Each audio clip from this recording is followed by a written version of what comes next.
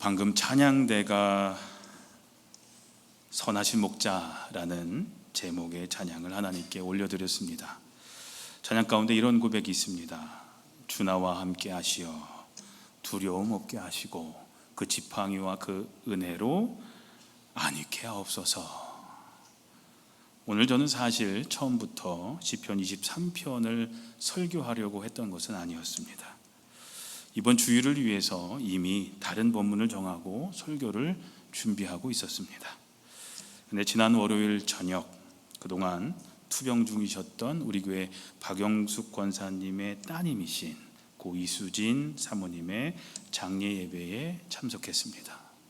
월요일날 저녁에 장례 예배였는데 월요일날 오후에 얘기를 해주셨어요.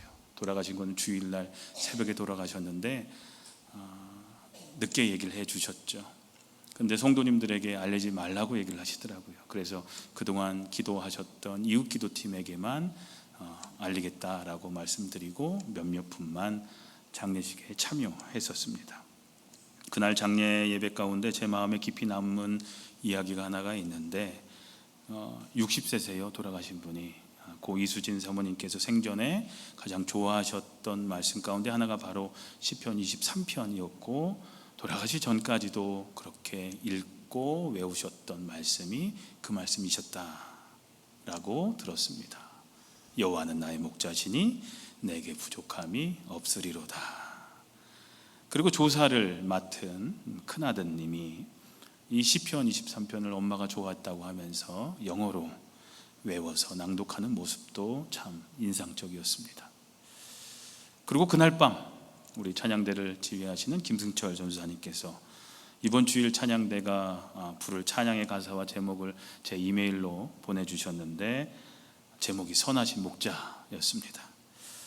그날 저녁 장례 예배에서 시편 23편을 마음에 담고 돌아왔는데 또 이번 주 찬양대의 찬양이 선하신 목자라는 것을 알게 된 것이죠.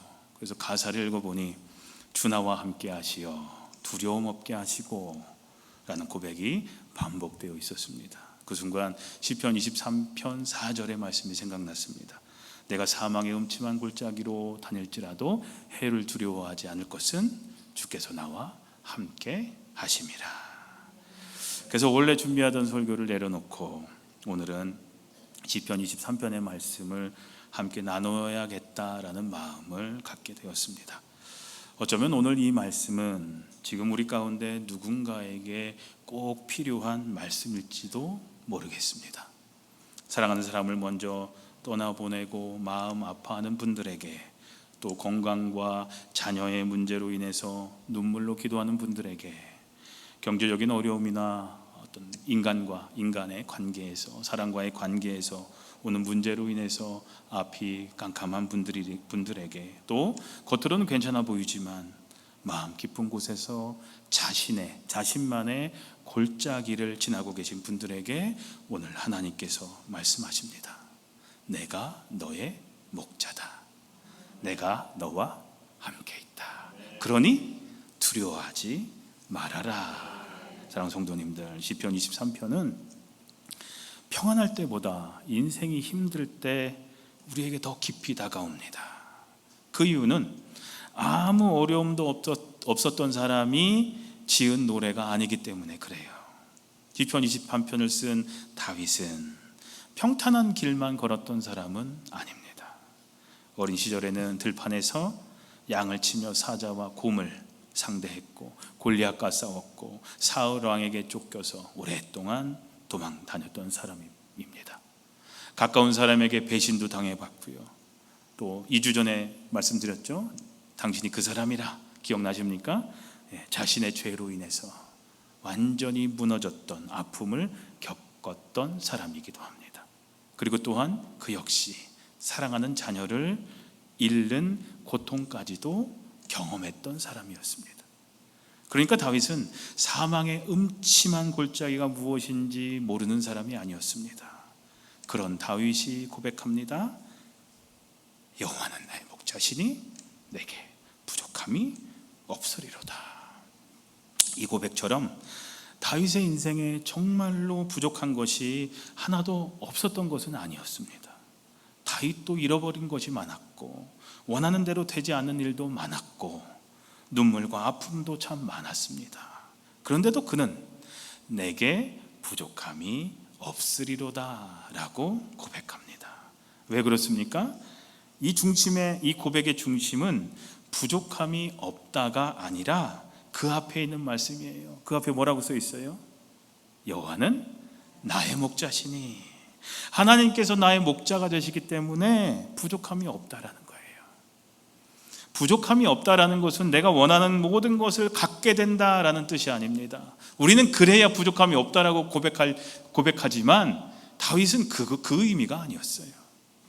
건강을 절대로 잃지 않고 사업이 언제나 잘 되고 자녀들이 내 기대대로 성장하고 기도하는 모든 일이 그대로 이루어진다라는 뜻도 아닙니다.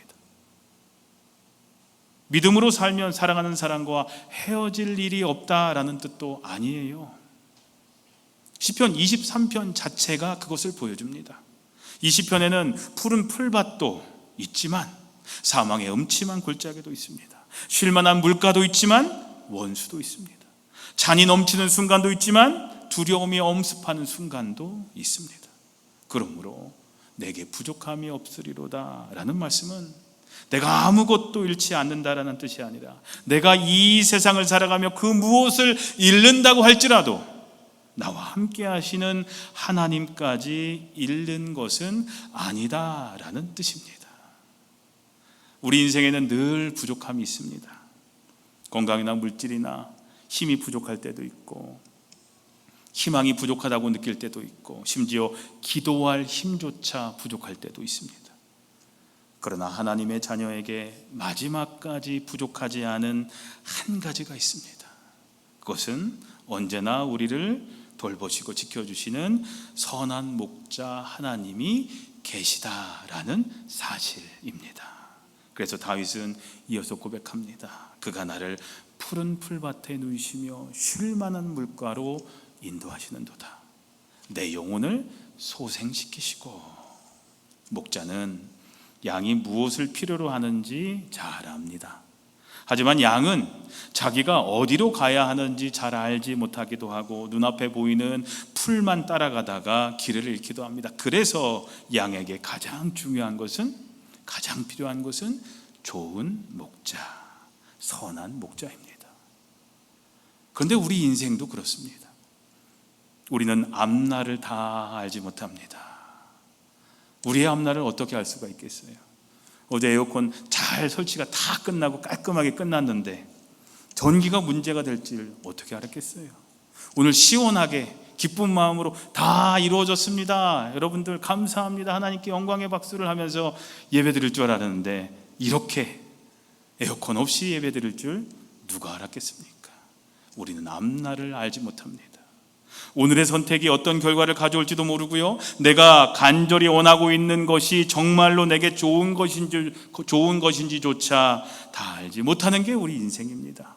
때로는 왜 하나님께서 이 길을 허락하셨는지 이해가 되지 않을 때도 있습니다. 그러나 목자는 압니다.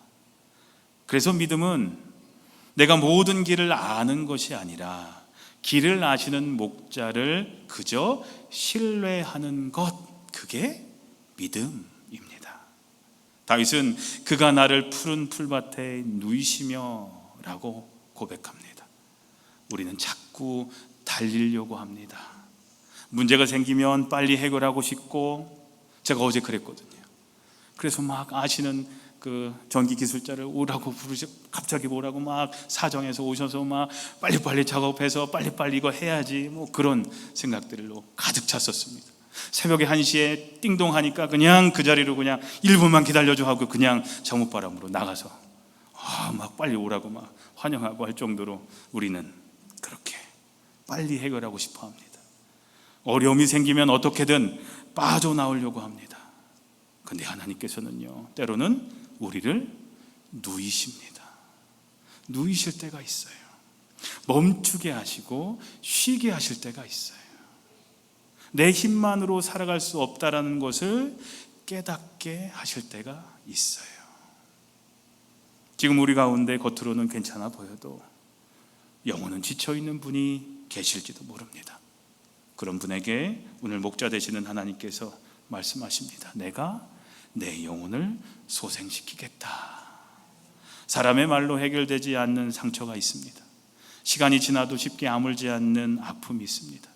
특별히 사랑하는 사람을 잃는 슬픔은 그렇습니다. 그리움에는 정해진 시간이 없습니다. 시간이 오래 지났어도 그 아픔은 계속 합니다. 그러나 우리의 목자 되시는 하나님께서는 상한 영혼을 외면하지 않으십니다. 우리의 눈물과 아픔을 아시고 천천히 우리의 영혼을 다시 소생시켜 주십니다. 다시 일으켜 세워 주십니다. 그런데요, 시편 23편은 4절에 이르러서 분위기가 바뀝니다. 내가 사망의 음침한 골짜기로 다닐지라도 푸른 풀밭이 골짜기로 바뀌고 쉴만한 물가가 어둠으로 바뀝니다. 그런데 중요한 것은 목자는 바뀌지 않았다라는 사실입니다. 환경은 달라졌지만 목자는 그대로입니다.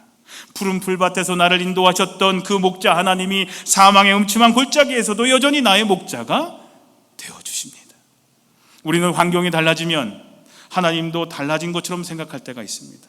기도가 응답이 되면 하나님이 나를 사랑하시는 것 같고, 기도대로 되지 않으면 하나님이 나를 잊으신 것처럼 느낄 때가 있습니다. 그러나 시편 23편은 분명히 말합니다. 환경은 바뀌어도 목자는 바뀌지 않는다. 환경이 바뀌어도, 너희의 환경이 바뀌었을지라도 목자는 변하지 않는다. 에어컨 8대가 다 돌아갈 때의 하나님이, 그리고 지금 다 돌아가지 않아도 우리의 하나님이 되신다라는 겁니다. 푸른 불밭의 하나님이 골짜기에서도 나의 하나님이십니다. 건강할 때의 하나님이 병들었을 때도 나의 하나님이 되십니다.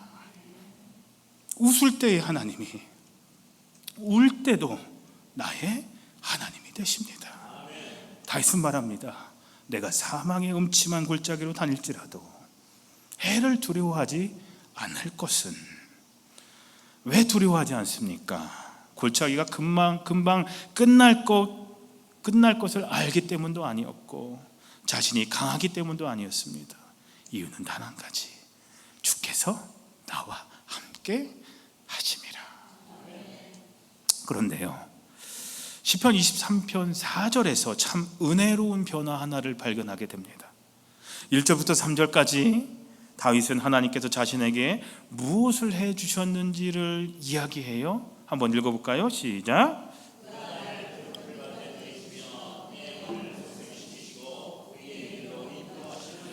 말하자면 다른 사람에게 하나님에 대해서 이야기하고 있어요. 지금 오늘 이 성경을 읽는 오늘 우리에게도 얘기하는 것처럼 이야기하듯이 하나님에 대해서 이야기하고 있어요. 그런데요, 4절에서 사망의 음침한 골짜기에 들어가자 말투가 변해요. 이제는 그가 라고 하지 않고 주께서 나와 함께 하심이라 라고 고백해요. 하나님에 대한 이야기를 하던 다윗이 이제 하나님께 직접 말을 건네기 시작한 거예요. 4절부터. 저는 이것이 참 은혜롭습니다. 푸른 풀밭에서는 하나님이 이런 분이십니다 라고 그저 말하던 사람이 골짜기에 들어가서는 주님께서 지금 나와 함께 계십니다 라고 고백하는 겁니다. 어쩌면 우리 신앙도 그래요. 평안할 때는 우리 어떻습니까? 쉽게 얘기합니다. 하나님은 평안이시라, 사랑이시라, 신실하시다. 하나님은 우리를 버리지 않으신다라고 하나님에 대해서 우리는 배우고 또 그렇게 이야기합니다. 남들에게도 그렇게 얘기하시죠. 하나님은 사랑이십니다. 하나님은 우리와 함께 하십니다. 이런 얘기를 우리는 남들에게도 그렇게 얘기를 합니다. 그러나 우리는 인생의 골짜기를 지나면서 그 말씀이 그제서야 내 고백이 됩니다. 주님, 정말 주님께서 나와 함께 하시는군요.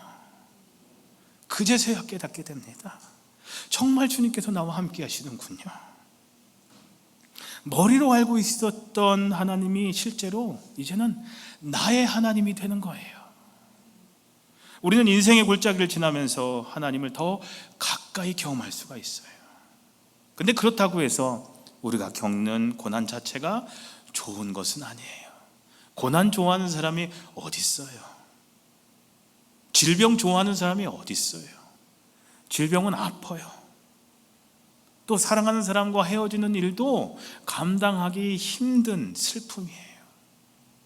성경도 우리에게 그런 아픔을 아무렇지 않은 것처럼 여기라고 말하지 않아요. 예수님께서도 사랑하는 나사로가 죽었을 때 무덤 앞에서 우셨어요. 그러므로 믿음이 있다고 해서 슬프지 않은 것이 아니고 눈물이 없어야 하는 것도 아니에요. 우리는 보통 그런 분들이 있어요. 나는 울지 않습니다. 이런 아픔을 당해도 괜찮습니다. 하지만 그게 믿음이 좋은 게 아니에요. 믿음이 있다고 해서 슬프지 않은 것도 아니고 눈물 흘리지 않은 것도 아니에요. 믿음은요, 눈물이 없는 것이 아니라 눈물 가운데서도 나와 함께 하시는 하나님을 믿는 것, 그게 믿음이에요.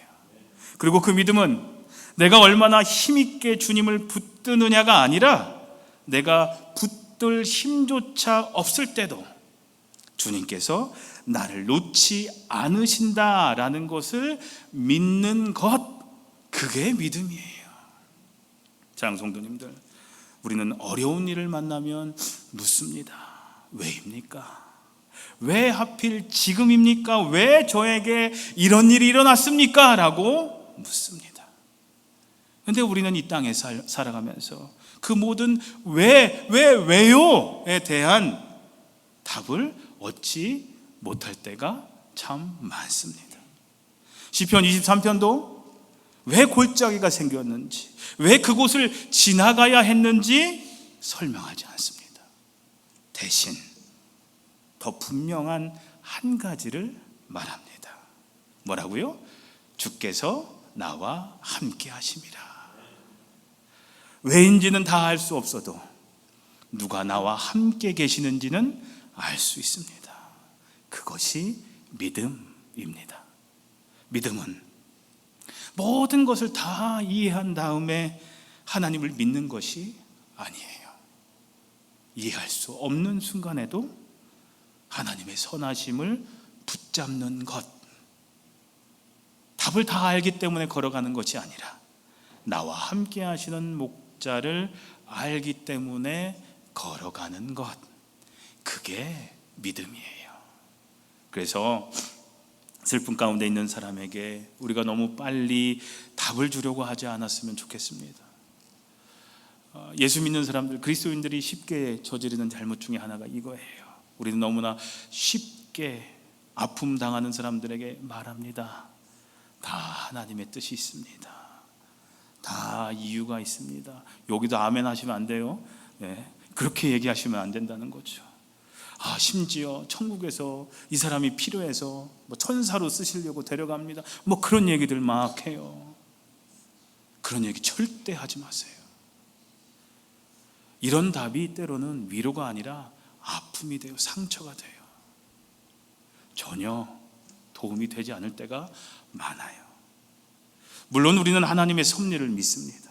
그러나 깊은 슬픔 가운데 있는 사람에게는 설명보단 먼저 함께 있어주는 것이 필요합니다. 뭘 자꾸 설명해 주려고 하지 마시고 함께 있어주는 것이 중요해요.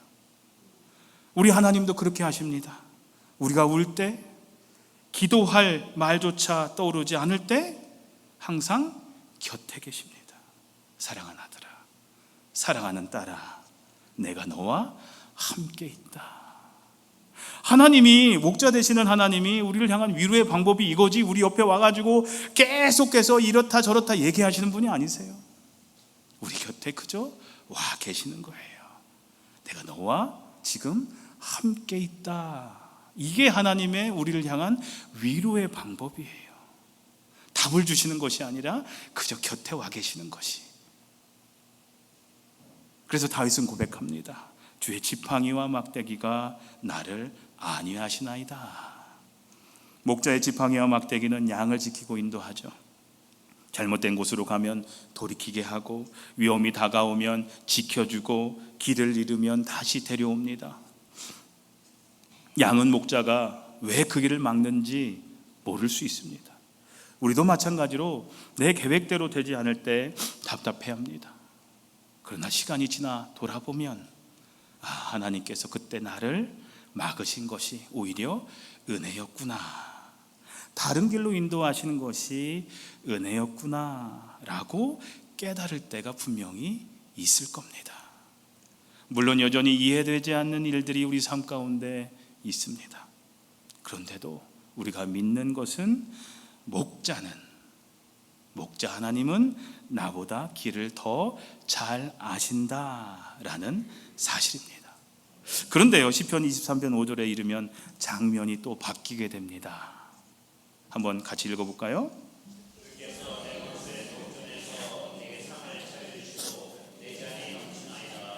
잘 보시면요, 여기서 원수가 다 사라진 다음이 아닙니다.